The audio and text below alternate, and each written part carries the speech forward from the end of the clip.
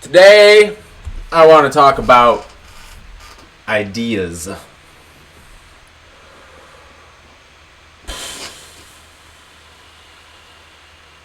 Spiritual ideas, maybe. Preconceived notions, perhaps. I mean, the elephant in the room would be God. Seems like most people I know and meet, I say God, and they just get like weird. And I look at sometimes I get this look on their they get this look on their face, and I'm like, they probably think God is some old dude in the sky,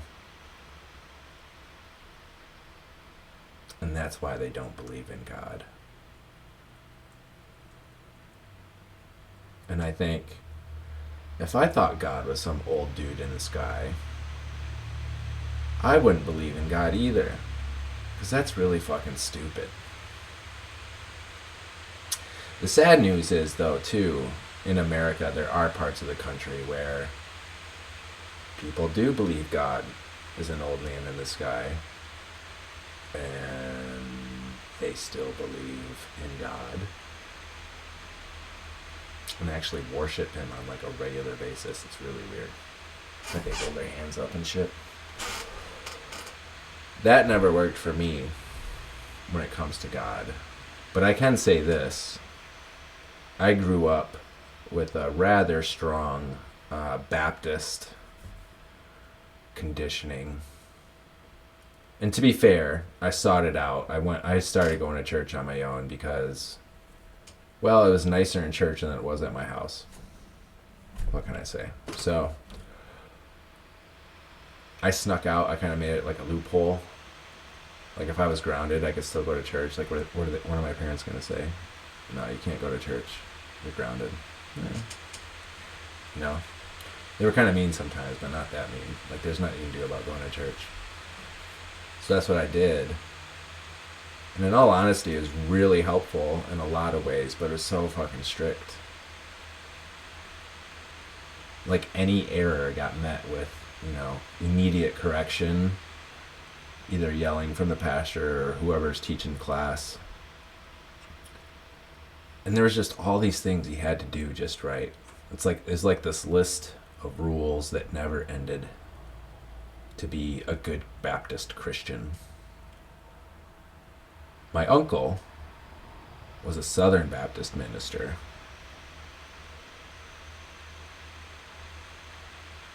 They had a really long list of rules as well. They couldn't watch Bruce Almighty, that old movie with Jim Carrey in it, where Jim Carrey was like God for a couple days and fucked everything up. They weren't allowed to watch that because it's blasphemous. But they were allowed to call gays fags, and make fun of them on a regular basis. So I always thought that was interesting. Interesting in the way of I decided that I never wanted to be like that. So that's kind of what I did.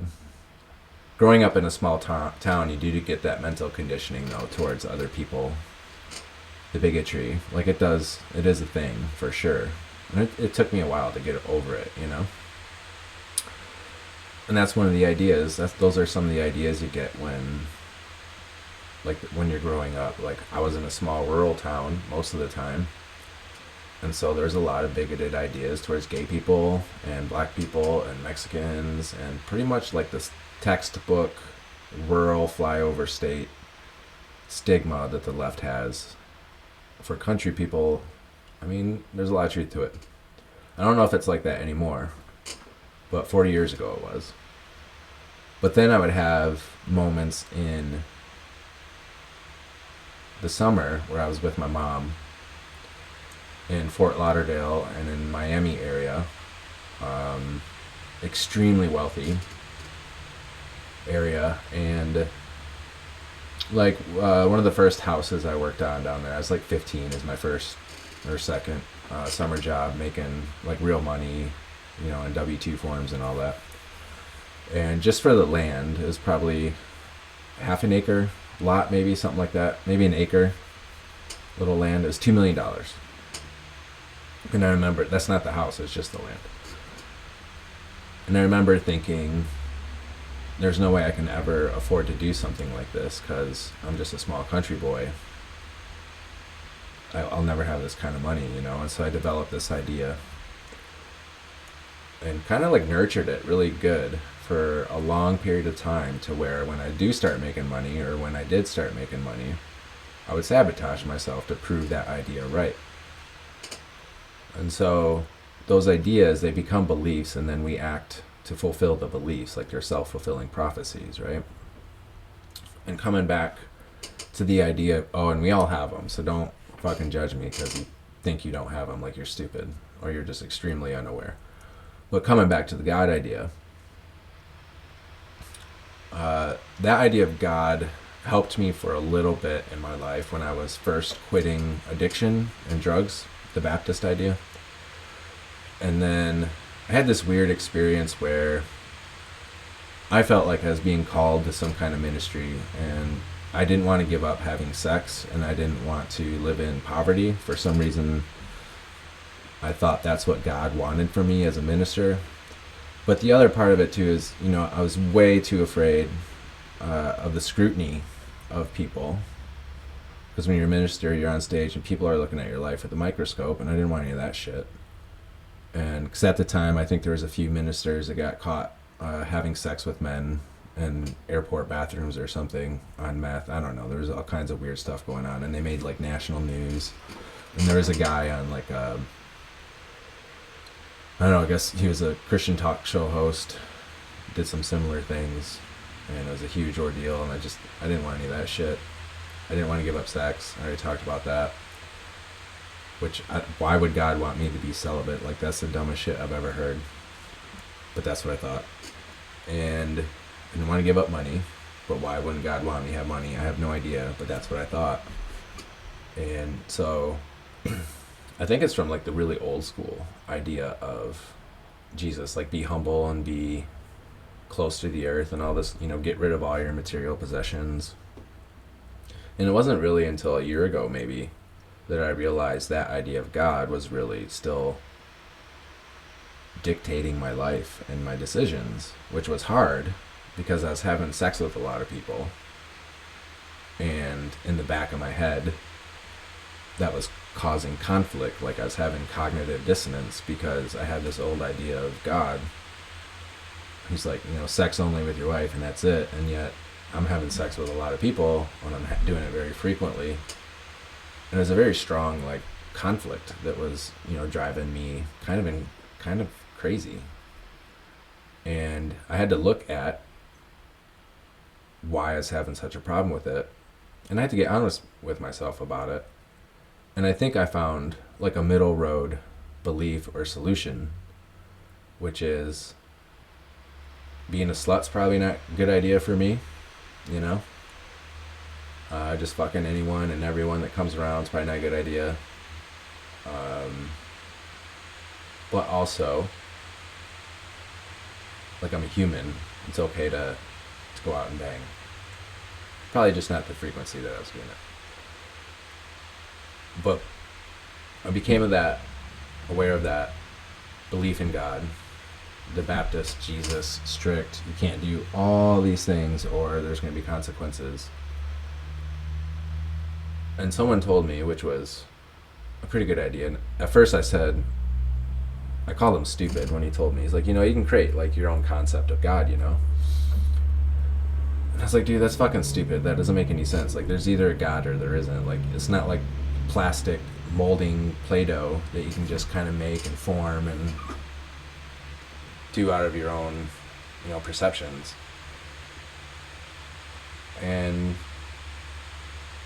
But I tried to be humble and like listen to him and took that in the quiet with me, you know, kind of some of the stuff he said around that. And that's when I became aware of the God I had in my own head he wasn't pleasable. Like there was nothing I could do to make that God happy. So there was no peace. There was no happiness. There wasn't much success. Like I could work hard and earn good money and, you know, like I said earlier, like get relationships really easily. But it never left me feeling good or satisfied. And so I just essentially like told that God to go fuck off and got a new one And the new one's very open, way more accepting. Like I was like, I want to be accepted for who I am and what I do. If I make a mistake, like yeah, I want to correct my mistakes, but I don't need to be bogged down in mistakes on a regular basis. I don't need to be driven to success, 12 hours a day to where I'm miserable, which I can do. So I've created a different concept of God. And I'm going to tell you, like, it's been pretty cool. I've been getting a lot of rewards out of it. Strangely, I can still work 10, 12 hours a day, but I'm not exhausted for some reason. Like, I do my actual work that pays my money, or pays my bills right now. And then I come home and I fuck around for a little bit. And then I make these podcasts or something. So if you count this podcast as work, like I'm still probably doing 10, 12 hours a day. But I don't feel bad about it. Like I feel really good. And I don't have all this like anxiety about needing to succeed or have all this attachment to success. Or like, trying to be good enough through accomplishment so that I can feel good as a person. And that's been really neat to experience that.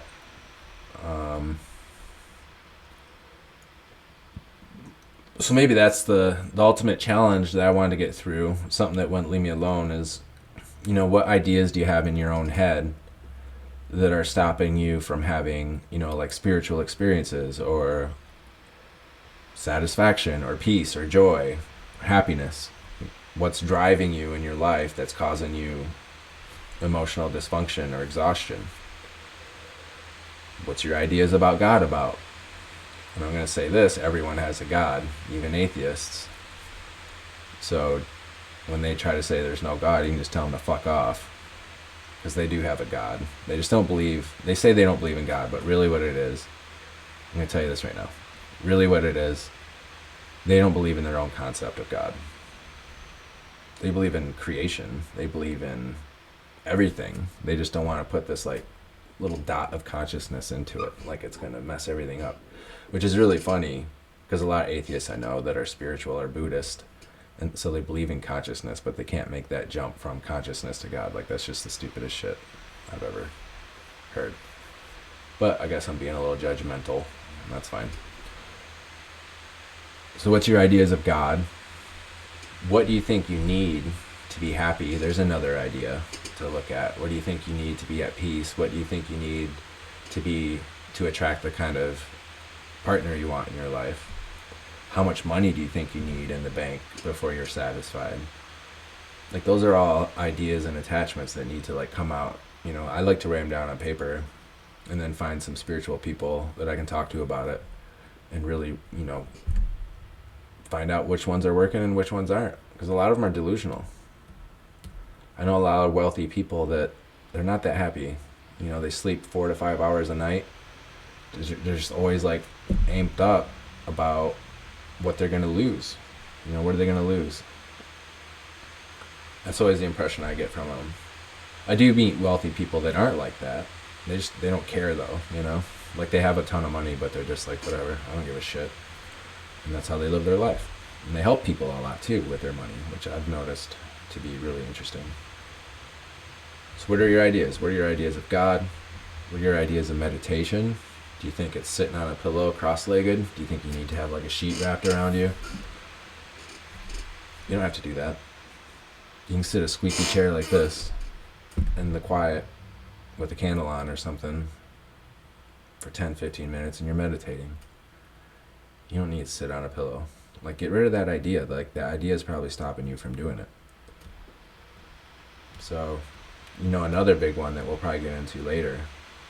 What's your idea of love? That's a big one. Now we can get pretty interesting. Definitely not time in this recording for that. But, what are your ideas? Where are they? Maybe write them out a little bit. Find someone to talk to about them. Put them in the comments. I'll respond. Have a good night.